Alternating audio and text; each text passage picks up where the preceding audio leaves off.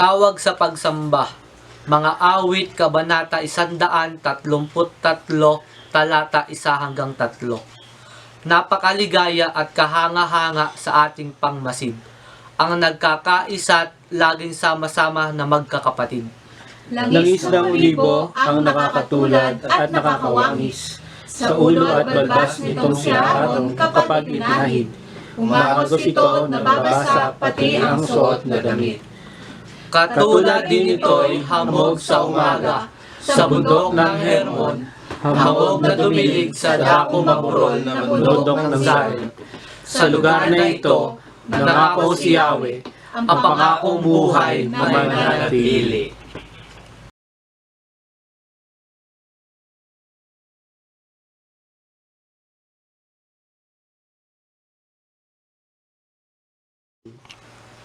Tayo po ay manalangin. Makapangyarihang Diyos, pagpalain po ninyo kami sa aming pagsamba.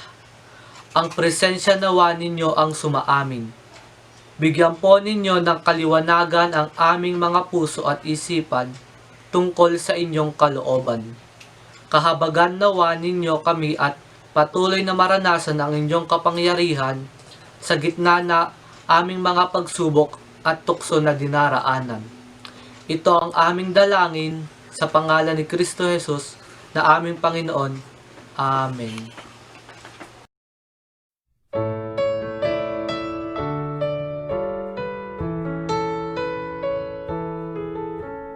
Joyful, joyful, we adore thee, God of glory, Lord of love. Hearts unfold like flowers before thee, opening to the sun above. Melt the clouds of sin and sadness, drive the dark of doubt away. Giver of immortal gladness, fill us with the light of day.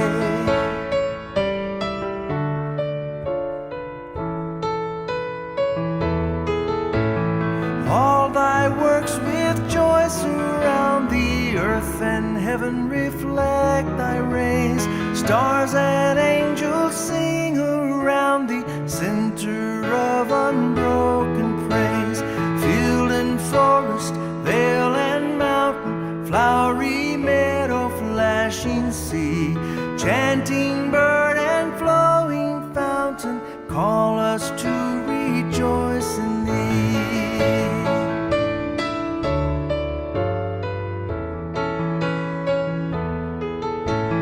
Thou art giving and forgiving, ever blessing, ever blessed, wellspring of the joy of living, ocean depth of happy rest. Thou our Father, Christ our brother, all who live in love are thine. Teach us how to love each other, lift us to the joy divine.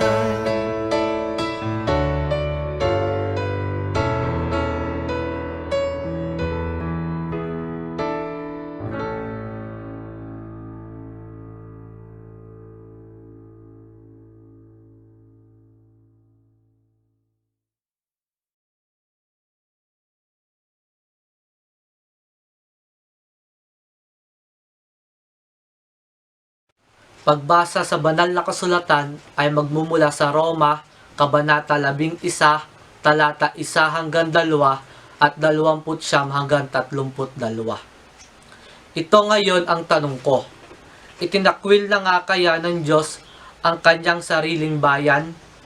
Hinding-hindi. Ako'y isang Israelita rin, mula sa lahi ni Abraham at kabilang sa lipi ni Benjamin. Hindi itinakwil ng Diyos ang kanyang bayan na sa simula pa'y pinili na niya. Hindi ba ninyo alam ang sinasabi ng kasulatan tungkol kay Elias? Dumaing siya sa Diyos laban sa Israel. Sapagkat hindi nagbabago ng isip ang Diyos tungkol sa kanyang mga kaloob at pagtawag. Noon, kayong mga hintil ay hindi sumusunod sa Diyos. Ngunit ngayon, kayo ay tumanggap sa habag ng Diyos nang sumaway ang mga Hudyo. Gayon din naman, Dahil sa habag ng Diyos na inyong naranasan, sinusuway naman ngayon ng mga Hudyo ang Diyos. Nang sa gayoy, maranasan din nila ngayon ang kanyang habag. Sapagkat hinayaan ng Diyos na maalipin sa pagsuway ang lahat ng tao, upang may palaman niya sa kanila ang kanyang habag.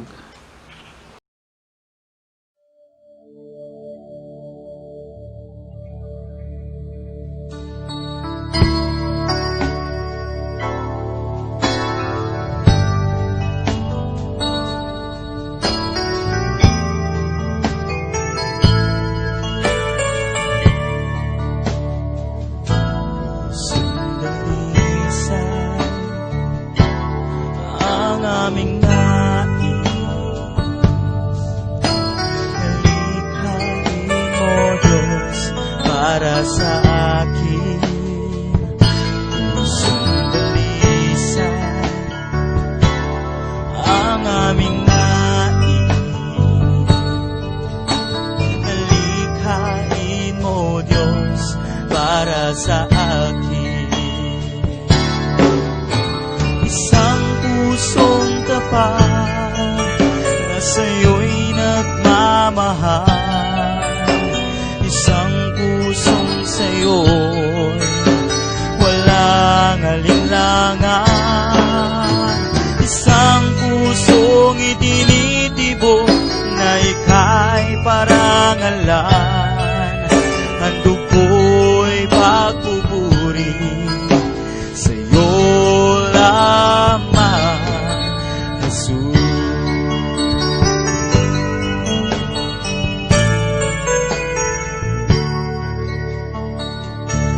Pusong dalisay ang aming nais.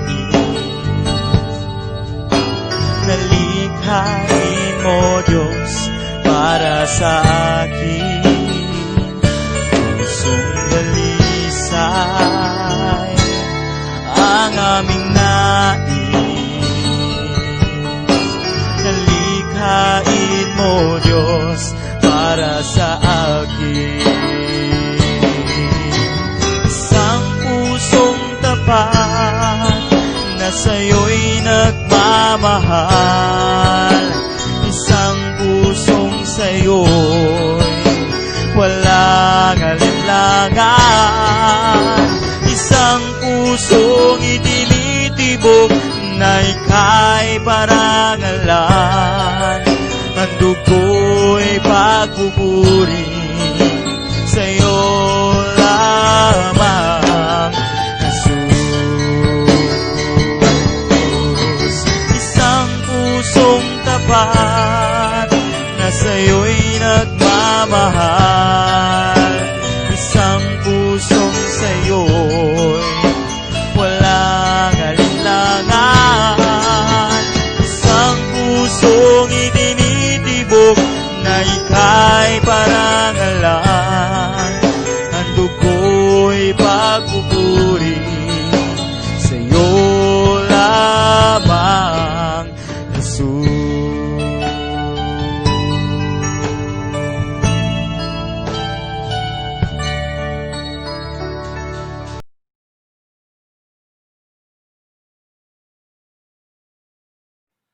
Isang mapagpalang araw po sa ating lahat, mga kapatid. Tayo po ay sumandaling manalangin. Makapangyarihang Diyos, dalangin po namin ang inyong presensya sa pamamagitan ng inyong banal na Espiritu na nagtuturo, nagpapaunawa at nagbibigay ng inspirasyon upang ang inyong mga salita ay magkaroon ng tunay na kabuluhan at kahulugan sa aming mga buhay. Pagyamanin po ninyo ang aming pagbubulay-bulay ng inyong salita sa pangalan ni Kristo Jesus. Amen.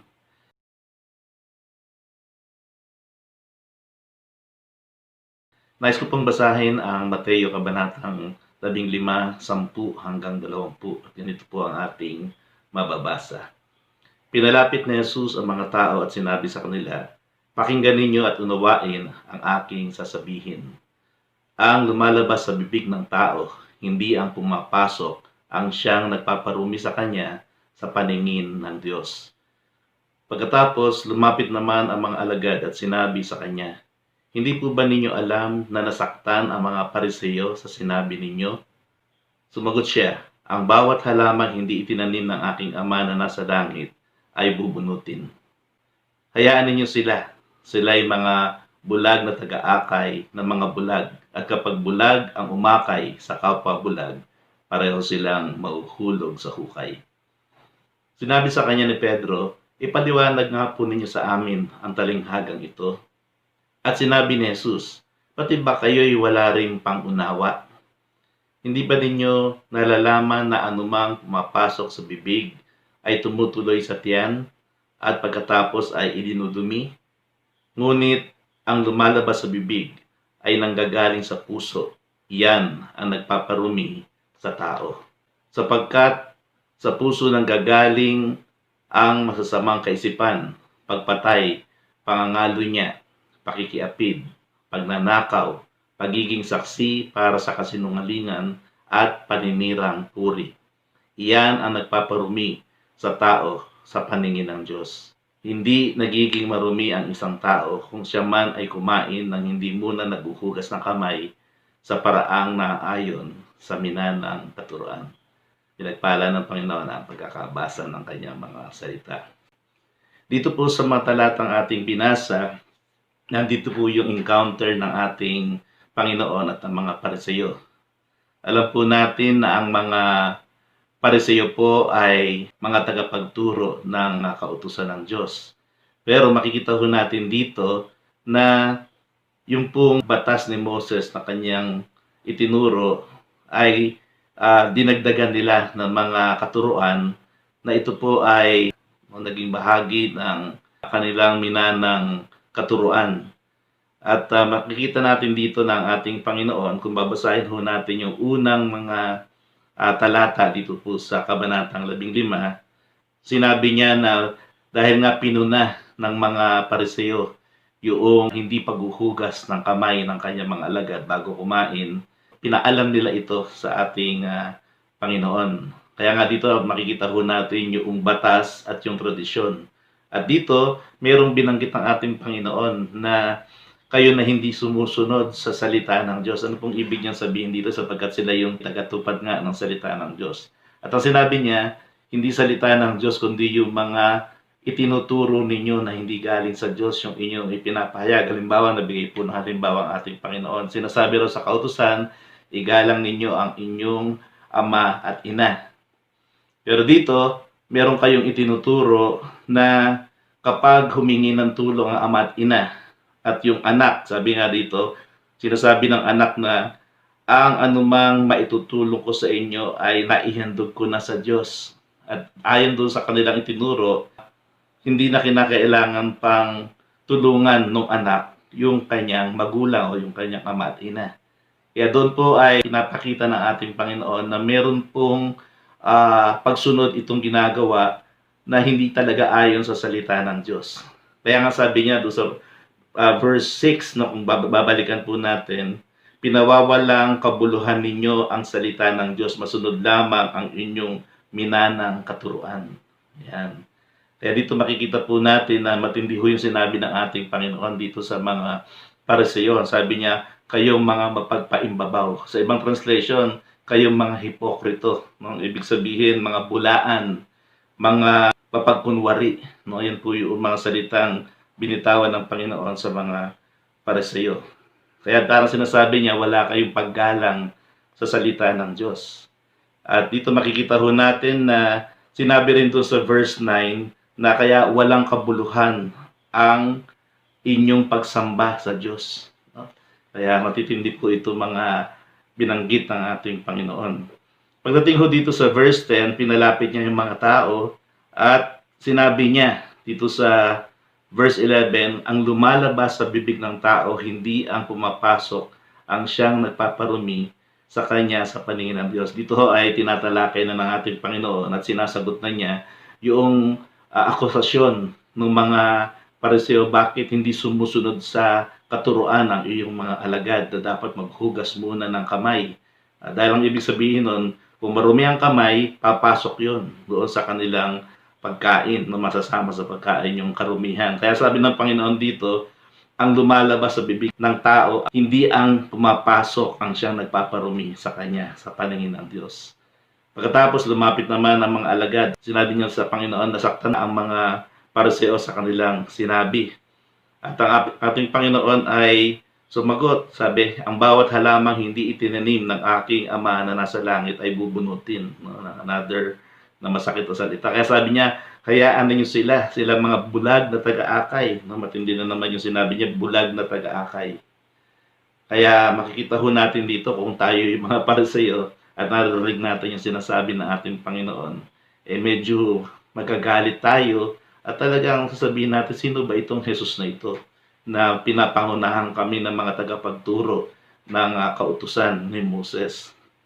Kaya dito po ay tingnan ho natin yung pinakamensahe dito sa atin. No? Sabi nga ng Panginoon sa verse 17, sabi ng mga alagad, ipaliwanag nga po ninyo sa amin ito, sabi ni Pedro. Kaya nga sabi niya, hindi ba ninyo nalalaman na anumang pumapasok sa bibig ay tumutuloy sa tiyan, pagkatapos ay idinudumi. So yun po ay normal na nangyayari. Yung kinakain natin, pupunta sa tiyan, and then ipoprocess yun ng tiyan. Kukunin yung mga kailangan ng katawan at yung matitira ay mga idudumi na natin. Pero sabi ng verse 18, ngunit ang lumalabas sa bibig ay nanggagaling sa puso. Yan ang nagpaparumi sa tao. At dito inisa-isa ng Panginoon. No, parang ibinalik ng Panginoon habang naririnig pa ng mga alagad at ng mga taong naroon, siguro kasama din yung ibang mga pariseo, kung anong ibig sabihin niya. Sabi nga niya, verse 19, sapagkat sa puso nanggagaling ang masasamang kaisipan, pagpatay, pangangalo niya, pakikiapid, pagnanakaw, pagiging saksi para sa kasinungalingan at paninirang puri.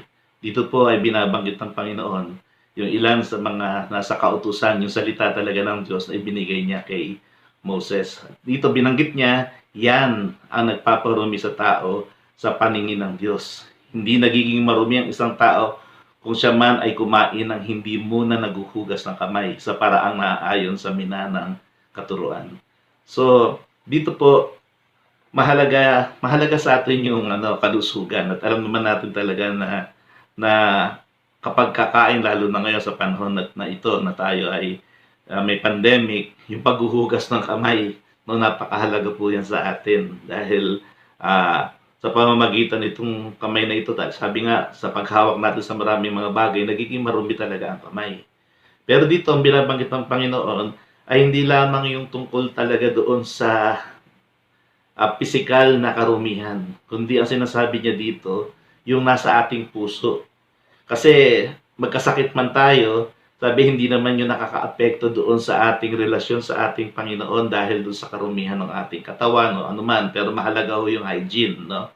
Pero ang sinasabi ng Panginoon dito, ang mas mahalaga sa Diyos na talaga nagiging malinis ka sa paningin ng Diyos kapag malinis ang iyong puso. Dahil ang nagpaparumi sa tao sa paningin ng Diyos ay yung lumalabas doon sa bibig. At saan nanggagaling yun? Yung kung ano ang laman ng kanyang puso. Doon ho nanggagaling yung mga masasamang kaisipan, yung pagnanakaw, pangangalo niya, pagpatay, pakikiapid, pagiging saksi sa kasinungalingan, at marami pang ibang uri ng mga kasalanan. Kaya nga sa araw pong ito mga kapatid, ang pinakamahalagang gawin lang natin ay siyasatin natin yung ating mga puso. Out of abundance of the heart, the mouth speaks. Kaya ang tao, makikilala mo siya sa pamamagitan ng kanyang salita. O kung ano yung kanyang sinasabi, yun ang laman ng kanyang puso. Minsan nga nahuhuli natin ang tao sa kanyang salita, yung tinatawag na slip of the tongue. Kaya napakahalaga po na tinitingnan ho natin yung lumalabas sa bibig natin. At dapat sinusubaybayan natin kung ano yung nasa ating puso at nasa isipan. At kung alam natin na ito ay hindi na ayon sa kalooban ng Panginoon at magpaparumi sa atin at magiging marumi ang pagtingin ng Diyos sa atin, ingatan po natin yung ating mga puso. Kagaya rin na sinabi ni Haring David doon sa isa sa mga awit niya, create in me a clean heart, O God. So yun po yung ating pinaka-buod ng ating mensahe na nais nating ipanalangin sa araw na ito, na ang Diyos lumikha siya para sa atin ng isang malinis na puso. Kasi diyan po sa ating puso bumubukal ang lahat ng mga, sabi bumubukal ang buhay. At syempre nga, kung ang laman ng ating puso ay yung pag-ibig ng Diyos, yung pagpapatawad, yung kagandahang loob, yung generosity, lumalabas yan sa ating bibig, no? Minsan kasi maraming nagsasabi ng magagandang mga salita, pero nakikita ng Panginoon kung ano talaga yung nasa puso, ano yung talaga nasa isipan. Pwedeng yun ay bukang bibig lang, sinasabi lang, pero kung hindi naman ito ginagawa, sabi nga nawawalan din ng kabuluhan. Para sabi nga, walang halaga din yung ating pagsamba sa Diyos kung tayo ay sa salita lamang at wala sa gawa. Kaya matindi po ito, no? Kaya nga, wag sana tayong maging hipokrito, no? Katulad ng mga Pariseo. Wag tayo maging mapagpaimbabaw at yung walang paggalang talaga sa salita ng Diyos dahil hindi natin pinahalagahan ang salita ng Diyos sa ating mga puso. Kaya nga tinuturo ho sa atin ng banal na kasulatan ang salita ng Panginoon, hindi para baliwalain, kundi para ipatupad ito. No? Kagaya ng isang halimbawa na ginawa, sinabi ng Panginoon sa mga Pariseo, nagdadagdag kayo ng mga bagay na hindi talaga ayon sa salita ng Panginoon. No, katulad ho nung kapag nakatulong na raw, kapag ang isang anak daw ay nagkakaloob na sa Diyos, no? Ito'y paghahandog pa sa Diyos ang ginamit ng ating Panginoon. Parang sa sinasabi niya, hindi ko na kailangan pang tulungan yung aking mga magulang kasi yung aking tutulong sa kanila na ihandog ko na. Sabi nga, igalang ang mga magulang, ang ama at ina. At dito ho, hindi ho binabaliwala yung katotohanan ng salita ng Diyos. Kapag ito po yung ating ginawa, makikita po natin na ang Panginoon ay malulugod sa atin. At sa kanyang paningin, tayo ay nagiging malinis. No? Kaya sa diwang ito mga kapatid, patuloy nating alalahanin na napakahalaga na hindi yung, sabi nga, pumapasok sa ating katawan, kundi yung lumalabas ang talagang nagpaparumi sa atin. Kaya nga, siyasatin natin yung ating mga puso at ipanalangin natin, Panginoon, likhain mo kami ng isang malinis na puso. Create in me a clean heart, O God. Sa pangalan ng Ama at ng Anak at ng Banal na Espiritu. Amen.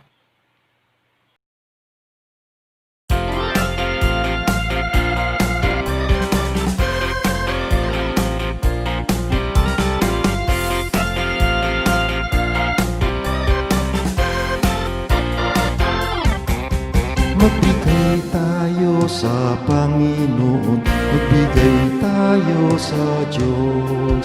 Kabuhayan mo'y ibabangon, pangako ng Panginoon. Magbigay tayo sa Panginoon, magbigay tayo sa Diyos.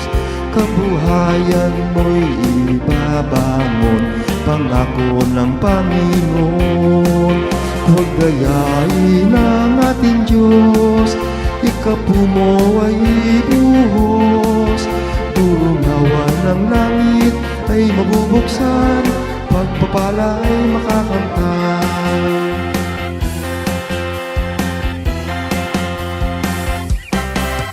Ikasampung bahagi lang ang hinihingi ng Diyos.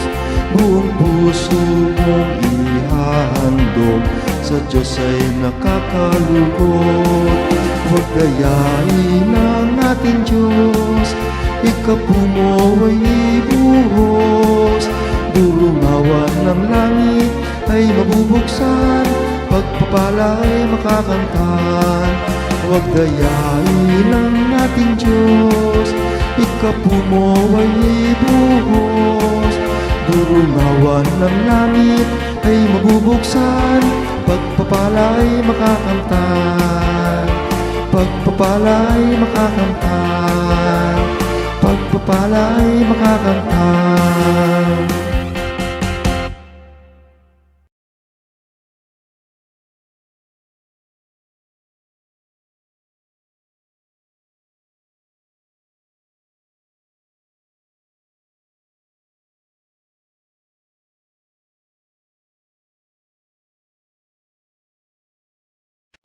Panalangin po natin ang mga handog. Tanggapin po ninyo, Panginoon, ang aming mga handog na kaloob at mga ikapo. Salamat sa lahat ng mga pagpapala na aming tinanggap.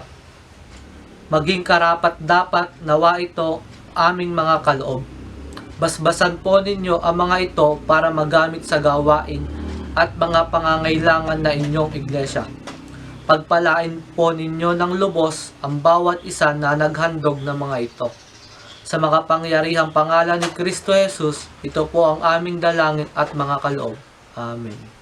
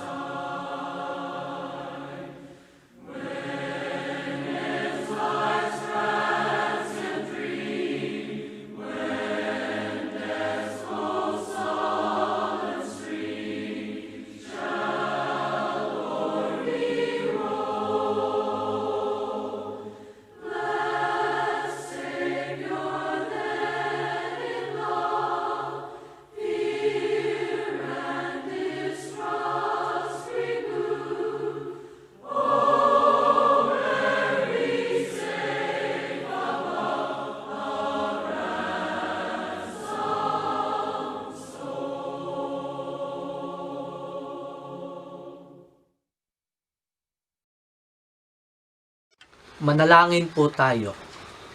Dakilang Diyos, manatili nawa sa aming mga isipan ang mensahe ng aming narinig. Patuloy nawa na mapuno ang aming mga puso ng kabutihan upang anuman ang lalabas sa aming mga labi ay mga salitang nakalulugod sa inyong pandinig at makakatulong sa aming nakarinig. Gabayan nawa kami ng inyong banal na Espiritu upang lahat ng aming sasabihin ay magtataas sa inyong pangalan. Maghari nawa kayo palagi sa aming mga buhay at sa bawat isa sa aming buong sambahayan. Ito po ang aming dalangin sa makapangyarihang pangalan ni Kristo Jesus. Amen.